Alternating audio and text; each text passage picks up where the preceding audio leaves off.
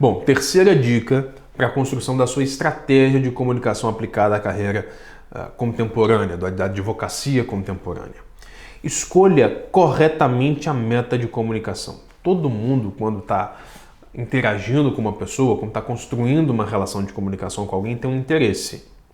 Lembra que eu falei que os dois fundamentos da comunicação, especialmente para o advogado, conexão e o convencimento. Então, esses dois fundamentos, eles estão o tempo todo ligados em tudo que você for fazer de estratégia de comunicação. Por trás disso, então, eu tenho que ter clareza de qual é a minha meta, o que eu quero com aquela interação. Eu quero convencer alguém, eu quero conseguir um cliente novo, eu quero mudar uma decisão que foi desfavorável, o que eu quero. E baseado nisso, eu construo meu argumento. Existem algumas formas, algumas maneiras de você escolher a sua meta de comunicação e eu sugiro algumas aqui. Veja bem, informar é uma meta de comunicação, comover é uma meta de comunicação, convencer, entreter, ativar, tudo isso é meta de comunicação. O que eu quero? Eu quero apresentar ideias, eu quero causar uma associação emocional. Lembra que eu falei, por exemplo, da diferença entre a sustentação oral e uma petição?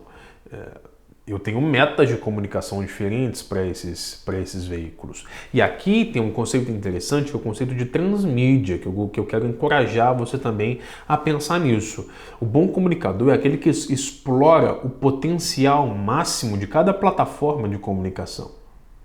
Essa é a ideia de ser transmídia, né? De atravessar as plataformas. Então veja, a sua plataforma de comunicação no momento é o texto que um decisor vai ler, então use o máximo de recursos que você puder para tornar a experiência daquele decisor a melhor possível e você deixar a sua mensagem o mais clara possível. Entende? A sua meta, a sua plataforma, por exemplo, é a conversa com um cliente ao longo de um processo de uma negociação difícil, use todo o potencial dessa plataforma para oferecer a melhor experiência para ele, para oferecer a melhor prestação de serviço jurídico possível e a sua mensagem ser compreendida de maneira muito clara. E tudo isso tem a ver com eu quero informar, eu quero comover, eu quero convencer, eu quero entreter, eu quero fazer a pessoa se deslocar de um lugar e para o outro, que ela tome uma decisão que eu quero. E essa meta de comunicação é importante para criar um ambiente favorável para a conexão e para o convencimento. Então, esse é um ponto também importante estratégico da sua estratégia, da sua construção das ferramentas especiais para a estratégia de comunicação. Um quarto princípio importante nesse sentido e quarta sugestão que eu dou, talvez uma das mais importantes, é o que é mais importante conquistar hoje em dia? É a atenção do seu interlocutor. Não é nem o tempo. Você pode conquistar o tempo de alguém, mas pode não conquistar a sua atenção. Especialmente hoje, que a gente consegue fazer mais de uma coisa ao mesmo tempo, né? Você participa de uma reunião virtual, mas está ouvindo música, ou está assistindo à televisão, ao streaming lá e está escrevendo alguma coisa. Como a gente consegue compartilhar tarefas, né? Ser multitarefas, e aqui eu nem estou entrando no mérito se isso é saudável ou não, mas como isso pode acontecer. A coisa mais difícil hoje não é nem obter o tempo do interlocutor, mas é obter a atenção do interlocutor. E obter a atenção do interlocutor é realmente diferente.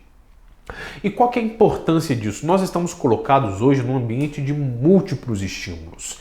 Tem um nome na comunicação que a gente dá para isso que é infotoxicação. Nós estamos intoxicados com a quantidade de informação e conhecimento produzidas no mundo diariamente.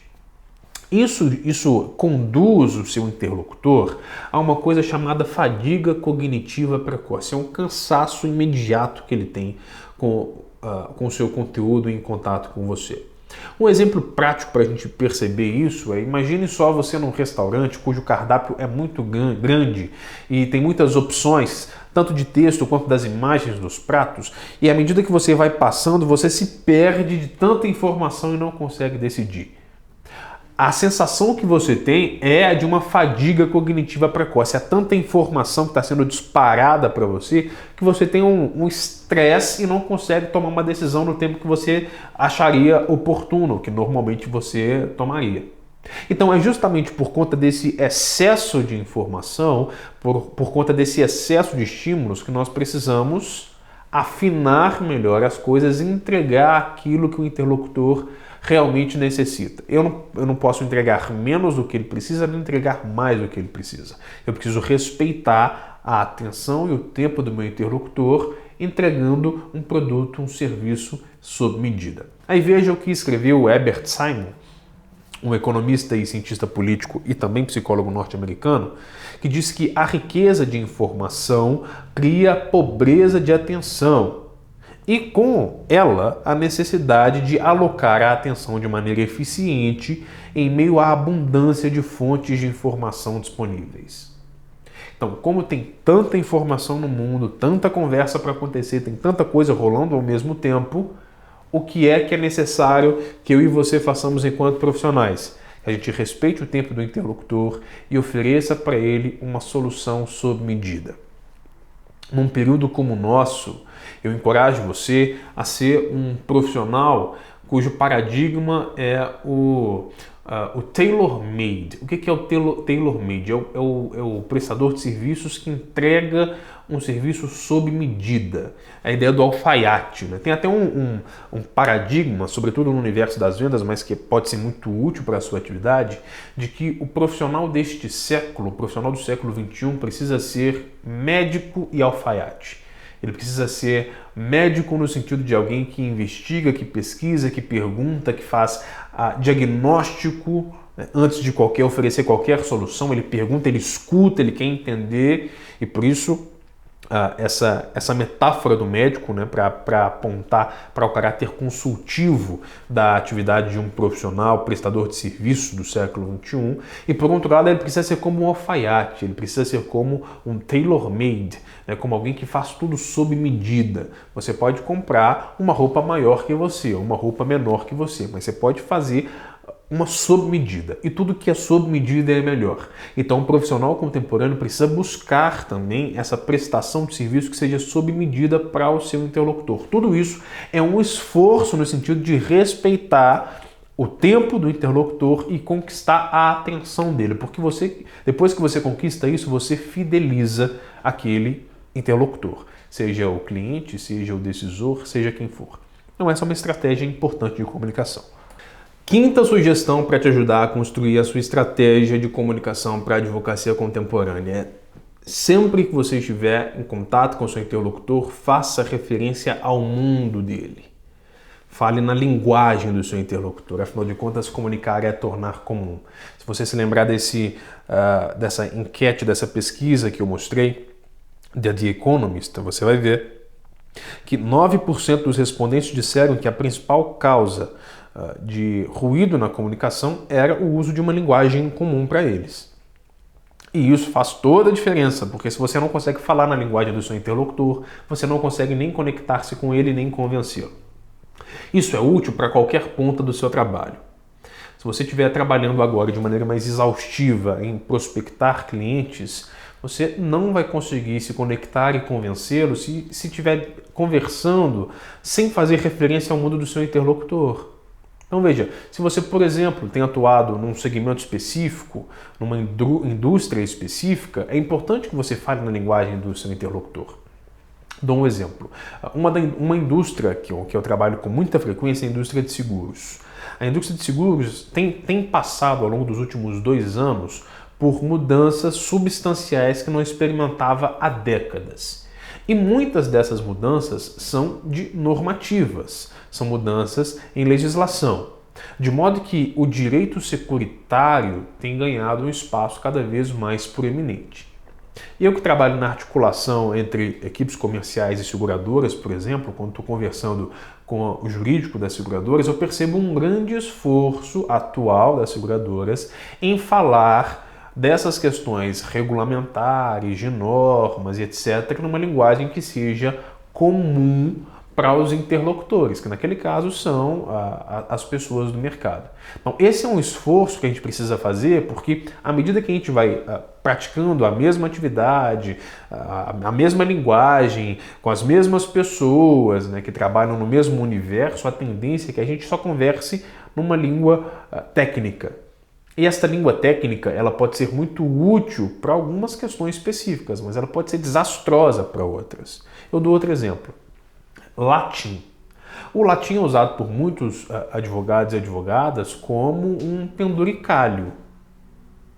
E tudo bem que, eventualmente, na sua conversa com um decisor, uma expressão em latim pode ser útil porque as expressões em latim, especialmente no universo do direito, elas têm um caráter de síntese, né? Uma expressão explica um conceito maior, ela é simbólica. Então, às vezes, para conversar, por exemplo, com um decisor, com um magistrado, faça sentido usar uma expressão dentro ali de um lugar. Mas também não é salpicar expressões de maneira indiscriminada, né? Você tem um método, você tem uma estratégia. Agora, faz sentido você usar uma linguagem como essa quando estiver conversando com um público potencial, por exemplo, nas suas redes sociais? Não faz. Então, esse é um ponto importante. Fazer referência ao mundo do seu interlocutor traz o interlocutor para perto de você. E o sexto argumento, né, a sexta possibilidade aqui de construção de uma estratégia de comunicação que eu acho importante é demonstrar o que você argumenta. Eu até mencionei isso em alguns momentos aqui já. Quando você consegue trazer para a mente da pessoa, quando você consegue fazê-la visualizar aquele argumento, você tende a ganhar um espaço a mais. Você tende a ganhar tanto a possibilidade de conexão quanto a possibilidade de convencer. A sua comunicação se torna mais estratégica. Então eu posso só citar, por exemplo, o argumento que está prescrito num artigo da lei. Eu posso citar. Mas eu posso citar este argumento e, ao mesmo tempo, explicá-lo de maneira simbólica, com uma imagem, com uma figura, numa linguagem mais comum. Porque quando eu demonstro que o argumento, eu reforço a minha argumentação e aproximo o meu interlocutor de mim. Então, a acumulação é importante, né? Os argumentos de acumulação, de repetição, de exposição, de comparação, ilustração, exemplos, testemunhos, são todas estratégias, são todas técnicas que podem ser úteis nesse sentido. E aí eu gosto muito da frase de um publicitário britânico que disse o seguinte, ele foi um publicitário de revistas, e ele escreveu: capture a imaginação e você vai capturar o coração. Tudo na vida é comportamento. Imaginação desperta emoção, emoção desperta atitude e atitude molda comportamentos. Francis Xavier Muldoon escreveu isso faz muito sentido para você. Você, profissional de direito, lida com pessoas que se comportam de algum jeito. Se você quiser ajudar a moldar o comportamento delas, transforme os seus argumentos em imagem. Aliás, o mundo da literatura tem um nome para isso. O nome disso é a estratégia do Esopo, a técnica esopiana. Quem foi o Esopo? O Esopo foi aquele fabulista que publicou a maior parte das fábulas que nós conhecemos hoje. A fábula é aquele tipo de história que tem um fundo moral e que esse fundo moral ele é ilustrado por personagens do cotidiano. Então, em geral, são animais, florestas e coisas desse tipo. Então, qual era a técnica do Esopo? Ele queria falar sobre o fundo moral, mas ele podia falar sobre o fundo moral puramente, ou podia usar uma estratégia de ilustração por cima. Então, tem a história dos 3 porquinhos. Ela tem um fundo moral, mas o que nós absorvemos com mais clareza são os 3 porquinhos daquela história. E isso com todas as demais fábulas que você conhece. Porque transformar as ideias em imagens, transformar os argumentos em imagens, facilita profundamente a compreensão do outro. E o 7º elemento que eu gostaria de posicionar com vocês é conduzir a ação. Essa é uma estratégia, esse é um ponto importante da estratégia, porque quem convence, né, profissionais cujo parte do trabalho, profissionais que têm como parte fundamental do trabalho convencer outras pessoas, precisam fazer esse movimento de deslocamento de um lugar para o outro. Eu preciso te tirar de um lugar e colocar em outro lugar. e isso chama conduzir a ação. Se você é minimamente versado em marketing digital, talvez você já tenha lido, ouvido ou visto algo como CTA, que é o Call to Action, né? Que é o chamado para a ação.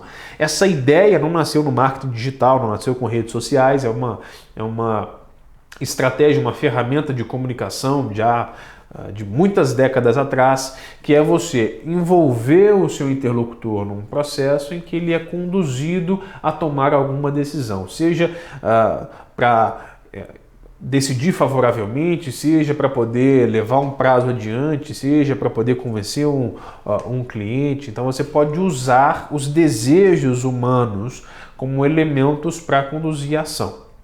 Seja encorajando, justificando, acalmando, confirmando, atacando. Existem muitas maneiras de fazer isso.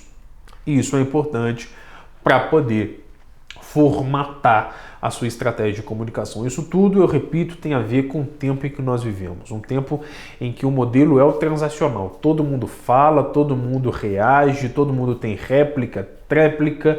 E nesse ambiente confuso, de muita informação e até de muita infotoxicação, sai na frente quem tem uma estratégia mais clara. Eu te dei aqui 7 princípios, 7 dicas que podem te ajudar a construir a sua estratégia de comunicação. Isso, com certeza, se levado a sério e de maneira prática, pode ser muito valioso para a sua carreira.